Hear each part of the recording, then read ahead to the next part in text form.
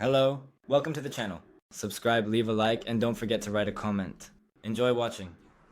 It started on a Tuesday, somewhere between the coffee going cold and the dishwasher making that slow, gurgling death rattle that always reminded me I should have replaced it 5 years ago.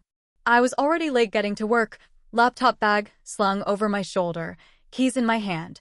When my phone rang with that tone I always forget to change, sharp, mechanical, and way too loud. Unknown caller, it read, which usually meant spam or my ex-husband trying to ask for a favor he didn't deserve. But something told me to pick it up this time. Maybe it was the gut feeling I'd started to get too good at ignoring. "Hi, is this Janine Cole?" the woman asked, voice crisp and professional, the kind of tone that made me instinctively reach for a pen. I confirmed, and she introduced herself as someone from my credit card company's fraud department. "We've seen some unusual activity on a card recently opened under your name," she said, each word hitting like the drip of a leaking faucet, slow, persistent, and inevitable. I almost told her she must have the wrong person. I hadn't opened a new card in years. I paid my bills on time. I checked my statements. Hell, I was the kind of woman who still kept a physical file folder labeled tax stuff. But she read off my social security number, my address, even my employer. All correct. All mine. Then she said something that made my chest tighten. "The card was opened 4 months ago," she said, casually, like this was just a formality. "We're flagging it because the last 2 billing cycles have maxed the card out at $10,000. There's a Peloton order, a pair of Louis Vuitton boots, flights to Miami, and what looks like a recurring rental car fee. Now, I'm not a saint, but I'm not a fool either. I drive a 12-year-old Ford Fusion and consider Red Lobster a splurge. I haven't flown anywhere in years, and if I needed a workout, I'd jog around the block, not drop thousands on a damn fancy bike." Something was wrong, bad wrong. I told the woman I hadn't opened any account. Her tone shifted, got a little more clipped, a little more serious. "We'll begin an investigation immediately, Ms. Cole. You'll need to file a police report. But we'll send over the statements and information for your review." I hung up, sat on the edge of my kitchen table, and just stared at nothing for a while. My brain was spinning so fast it couldn't pick a thought to land on. But one name kept rising to the top of the noise like a bad song stuck in your head. Sharon. My sister Sharon was the queen of what I called soft disasters, small enough to laugh off, but always stacked tall enough to make someone else clean them up. Growing up, I was the responsible one. She was the fun one. I paid bills, she borrowed money. I kept jobs, she quit on impulse. When Dad got sick, I was the one sitting with him while she claimed she couldn't handle hospitals. When he died, she showed up drunk to the funeral and still managed to make Mom take her side. It wasn't even a hunch, it was a certainty, like knowing a burner was still hot even after the flame's gone. I pulled up Facebook and clicked on her profile, already expecting the flood of selfies and inspirational quotes. There it was. A photo from 3 weeks ago, her smiling next to a brand new Peloton in what looked a hell of a lot like her garage. "Working on me this year," the caption said, with a winking emoji and some motivational nonsense. I should have called her right then. I should have screamed. But I didn't. Not yet. Instead, I poured myself a glass of wine even though it wasn't noon yet, sat down and stared at the wall. I was trying to figure out how long I'd let this kind of thing slide. Not this exact crime, of course, but the pattern. The excuses. The charming apologies. The way Mom always said, "She's your sister," like that somehow erased consequence. That night, I'd barely slept. I kept imagining Sharon at a checkout counter, using my name like it was hers, smirking at a cashier while my credit paid for her lipstick and lattes. The thing that really got me, though, was the calmness. Whoever opened that account didn't even try to hide it. They used my real address, my real workplace. It wasn't just theft. It was arrogant. It was personal. The next morning, I was about to call the fraud line again when my doorbell rang. I live in a quiet part of Columbus, a neighborhood full of sagging porches and dogs that bark at leaves, so a knock from a delivery driver is either Amazon or a mistake. I opened the door, and there he was, some tired-looking guy with a clipboard, standing beside a massive cardboard box. "Peloton delivery for Janine Cole," he said. I stared at him, then the box, then back at him. My mouth opened, then closed. I didn't know what to say. I'd never ordered this bike. I hadn't bought a thing. But there it was, in big black letters, my name and address printed clear as day. "Where'd this ship from?" I asked, my voice a little shakier than I liked. He glanced at his sheet. "Warehouse in Chicago. Paid in full." I didn't let him bring it in. I didn't even touch the damn thing. I just stood there as the wind picked up and tried to lift the packing slip off the box like even nature wanted to erase the evidence. The man left it by the steps.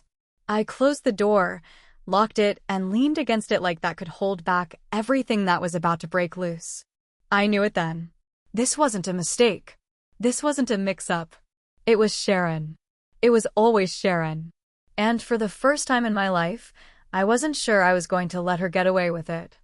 By the time I calmed down enough to think clearly, I had already made 2 lists, one in my head and one on a yellow legal pad, each filled with names of places to call, things to double-check, passwords to change, and the nagging suspicion that if I didn't act fast, this would only get worse. The Peloton sitting unopened outside my house felt like a ticking time bomb, not because of what it was, but because of what it represented. Someone had used my name, my credit, my identity to order it, and they were confident enough to send it directly to my front porch, like they didn't even care whether I found out or not. That kind of arrogance doesn't grow overnight. It festers, and I knew damn well who'd been feeding it for years. I pulled up my emails and scrolled back through everything I'd ignored the last few weeks. I searched for the order confirmation, for shipping notifications, for anything tied to my name that I didn't recognize. Sure enough, buried under promotional junk and work reminders, there it was, a confirmation email for the Peloton bike, shipped not to my address, but to a different one across town, an apartment I'd been to before, one with sticky floors, loud TV noise, and a constant trail of empty soda cans. Sharon's place. I sat there for a minute, staring at the screen like it might change if I blinked hard enough. Then I picked up my phone, scrolled to her name, and hit call.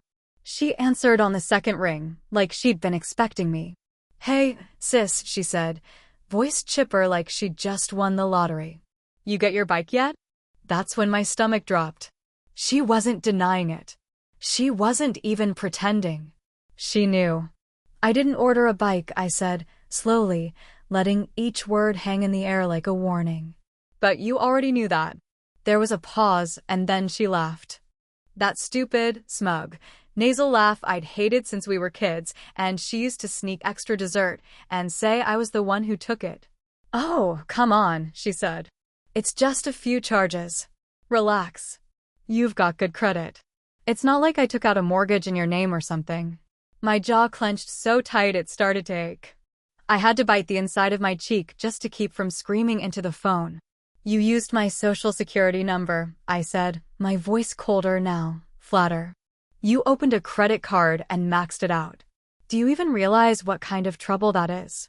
"It's not that serious," she said, and I could hear her chewing gum through the line. "You can just cancel it. Say it was fraud. No big deal. They won't make you pay." That's when I realized this wasn't desperation, it was entitlement. She wasn't sorry. She wasn't scared. She thought I'd fix it. Just like always. I remembered the time she crashed my first car and told our mom I'd given her permission. Or when she used my ID to buy booze when she was underage and I got a warning in the mail.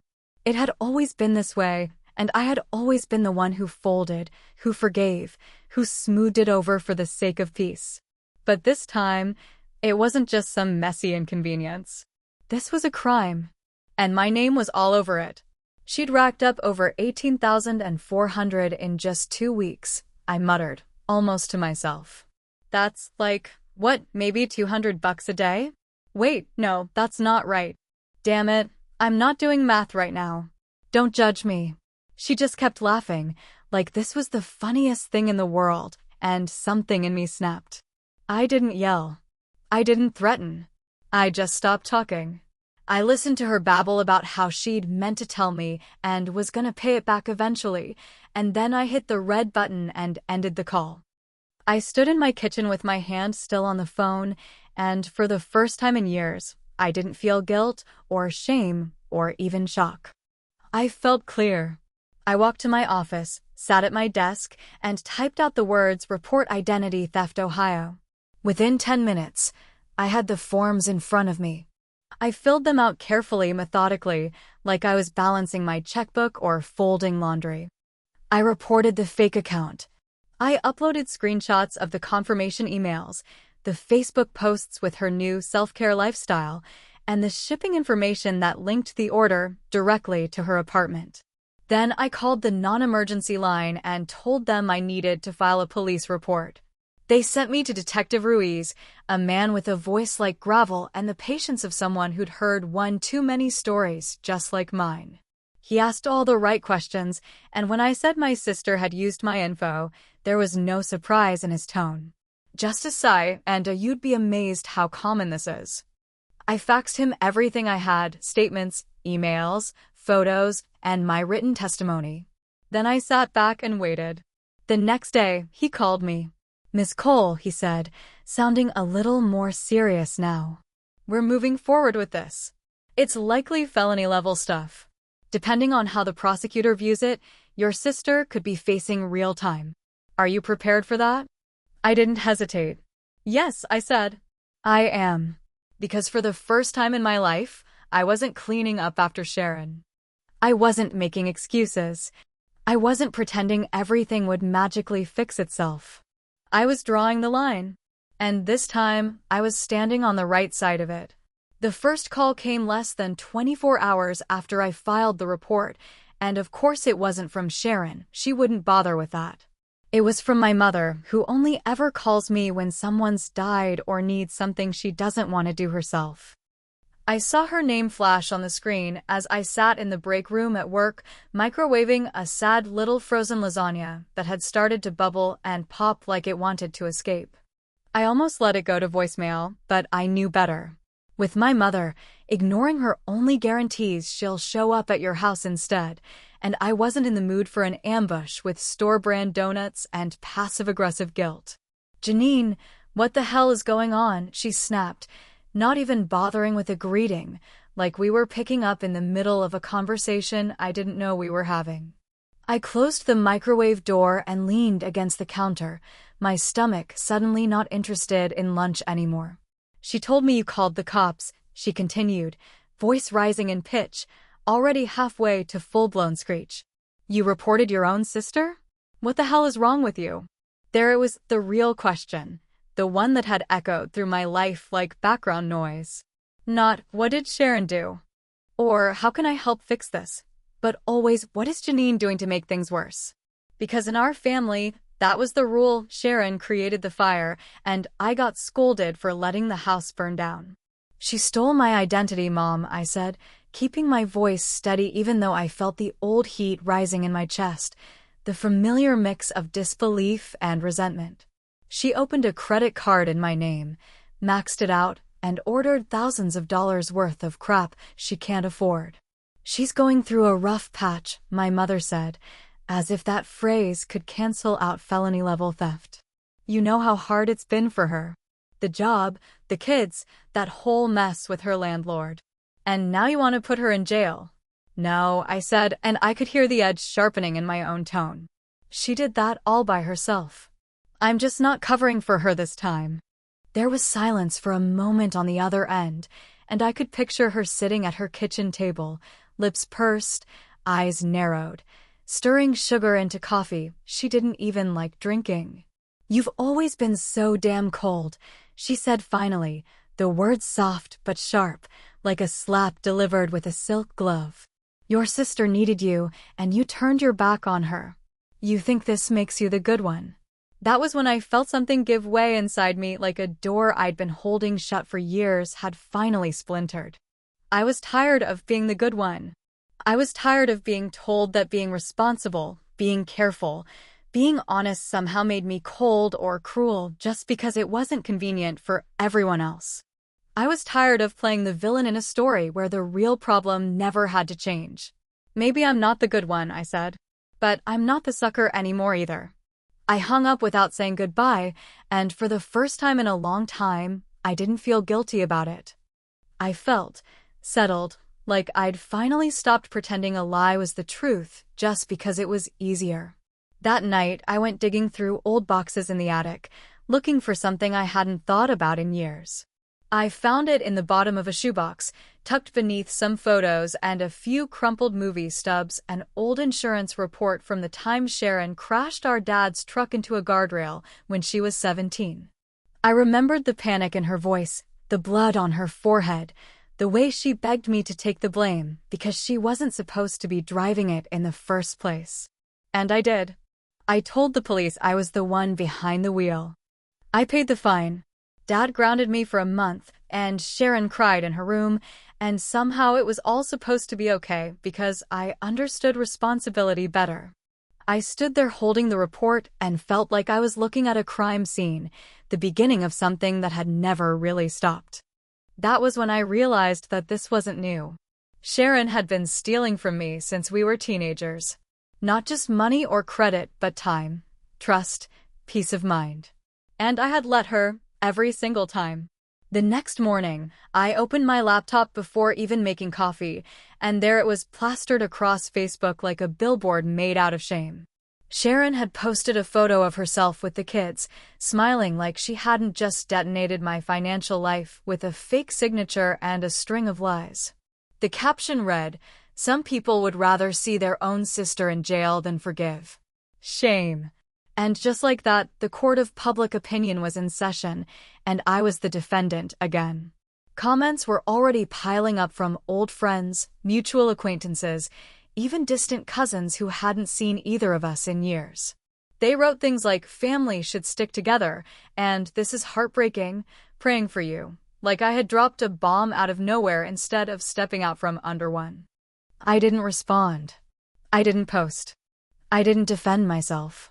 I just stared at the screen and thought, "You wanted a war, Sharon? Well, congratulations. You finally got one."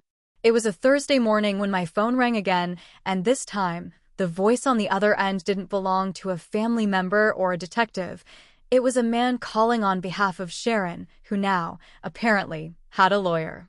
He introduced himself politely, like that would smooth the sharpness of the conversation that followed, and informed me that my sister was willing to cooperate fully in making restitution for the charges she had incurred in my name. I sat on the edge of my bed, still in sweatpants, the comforter half pulled off the frame, gripping my phone like it might bite. He went on to say that Sharon was under a lot of stress, that her mental health had suffered, that she was the sole caretaker of her 2 children, and that if I pursued full charges, if I didn't drop the case, she could be facing real jail time. "There's a possibility the court could interpret this as intent to defraud," he said, his voice smooth and calculated, like someone reading from a brochure. "Given the amount and the documentation, custody of her children could be affected." That line hit me in a place I didn't want to admit still existed. Custody of her children. I thought of my niece and nephew, little faces I had once babysat while Sharon went out just for an hour and didn't come home until sunrise. I thought of birthday parties with store-bought cupcakes and scraped knees I'd cleaned up while she lay on the couch watching reality TV. And I thought of the way those kids still smiled at her like she hung the damn moon. They didn't know the weight of her choices. They only knew that she was Mom. I told the lawyer I'd think about it, then hung up without promising a thing. 10 minutes later, my phone buzzed again. This time, it was Sharon. The name on the screen made my stomach twist the way it does when you realize the milk in your coffee is sour, but you're too far in to start over. When I answered, her voice was already breaking, her words tangled in sobs so dramatic I half expected a violin to swell behind her. "I'm sorry, Janine," she cried. "I'm so sorry." I was desperate. I didn't know what else to do. I swear I was gonna tell you. God, I messed up. I didn't say anything. I let the silence sit there like a cold weight on her chest, and I listened to her cry, hiccup, sniffle. Then came the next phase, bargaining. I'll pay it all back, she said. Every penny. Just don't let them take my kids. Please, Janine. You're my sister. You know I love you. We're family. For a split second, just one heartbeat, I felt the guilt creep back in like mold around the baseboards, familiar, persistent, and dangerously easy to ignore. I remembered sitting with her in the dark after Dad died, the way she curled into me like a scared child, even though she was 22. I remembered the time I bailed her out after she overdrew her account buying a knockoff designer purse, and how grateful she acted for 2 whole weeks before the cycle started again. But something didn't fit, and it kept itching at the back of my mind like a thread you shouldn't pull. Desperate? Broke? Barely surviving? That's what she said. But 2 days ago, she posted pictures of her kids standing in front of Cinderella's castle at Disney World, wearing those overpriced mouse-ear hats and holding 3 different kinds of churros. Not a hand-me-down vacation, not some local park dressed up for Halloween, real Disney. Real tickets. Real money. I scrolled back through her feed while she sobbed on the phone, and the timeline didn't lie. There were pictures of them in Miami last month. New sneakers on her son. A luxury rental car. And that damn Peloton, still in the background of a TikTok she posted last week about her fitness journey. I didn't say anything to her right then. I just told her I'd think about it and hung up. But the second I ended the call, I dialed Detective Ruiz. I need to add something to the report, I told him. Actually, I think we need to expand the investigation. He asked what I meant, and I sent him screenshots, the Disney trip, the flight confirmations, the hotel tags in the posts. She doesn't have a job, I said. She hasn't worked in months. So where's all this money coming from? He didn't say much. Just asked for everything I had, and I sent it all, emails, photos, timestamps. Then I sat down and opened the statement from the credit card company again, reading line by line until I noticed something new. Another card. Opened in a similar way. Slightly different name. I froze. It wasn't just me. There was a second victim listed on the documentation I'd skimmed before, different last name, but the same street address. My mother. My throat went dry as I flipped through the records, seeing purchase after purchase charged to another card that had no business existing.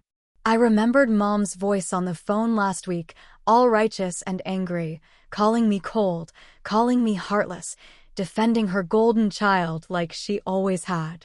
And now here was proof that Sharon had used her, too. Opened a card in her name, probably using the same tricks she'd used on me.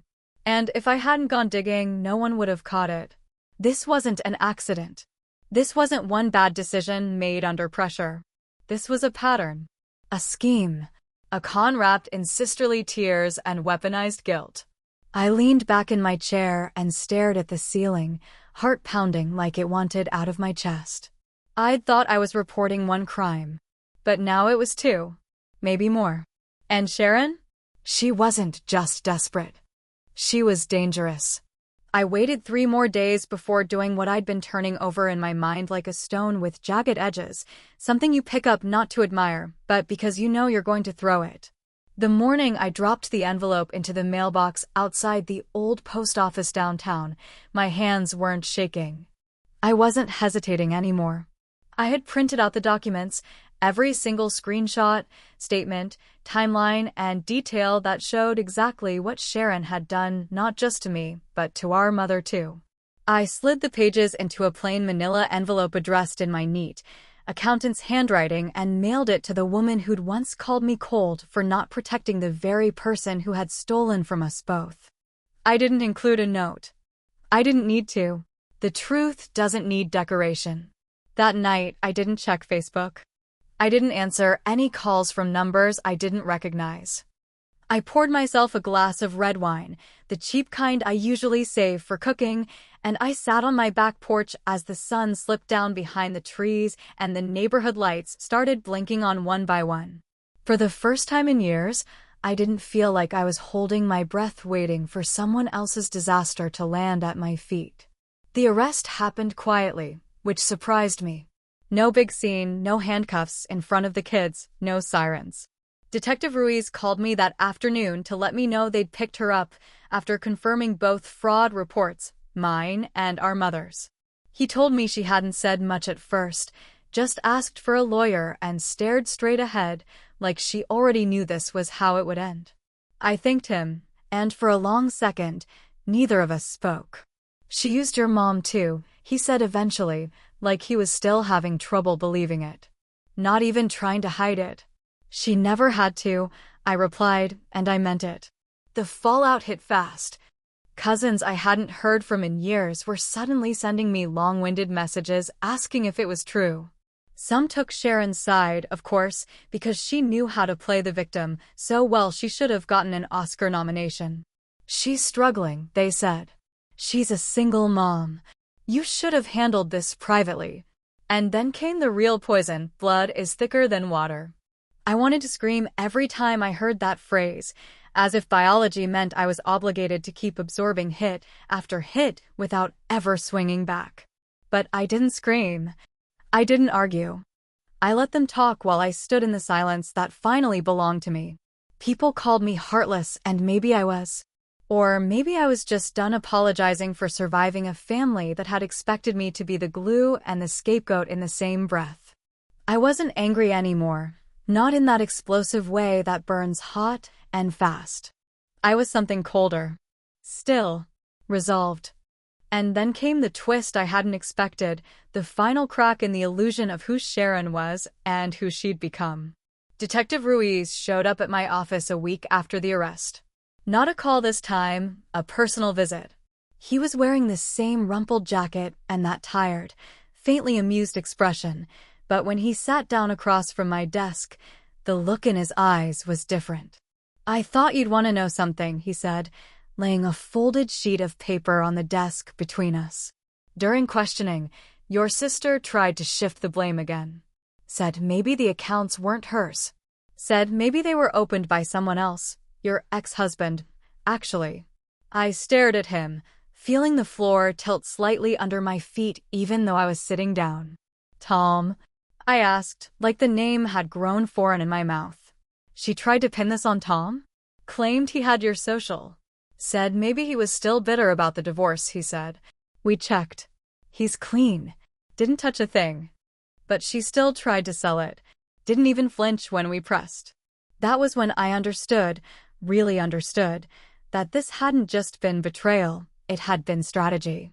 Sharon wasn't acting out of panic. She was playing a game she thought she could win, moving pieces around and trusting that the rest of us would keep believing the story she'd been feeding us since we were kids, that she was messy, not malicious, impulsive, not calculated, a little lost, but never dangerous. Except now the mask had cracked and I could finally see the truth underneath. The next call came from the county jail, and I let it go to voicemail the first 3 times. On the 4th, I picked up. Her voice was flat now, the performance drained out of it, but the venom was still there, barely hidden under the surface. You really think you're better than me, she said, without even a hello. You think all this makes you right? I didn't answer. I didn't argue. I just looked at the phone for a long moment, then pressed block. And that was that. I don't know if what I did counts as justice. I don't know if it fixed anything, or if it just carved out the final piece of whatever family we had left and threw it into the wind. But I do know this, I didn't do it for justice. I did it because I got tired of being the sister who forgives.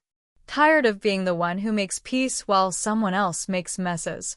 Tired of being told that love means surrender, and that survival is the same as betrayal. Maybe I burned the last bridge I had left, and maybe I'll regret it someday. But when I look at myself in the mirror now, I don't see the fixer or the fool.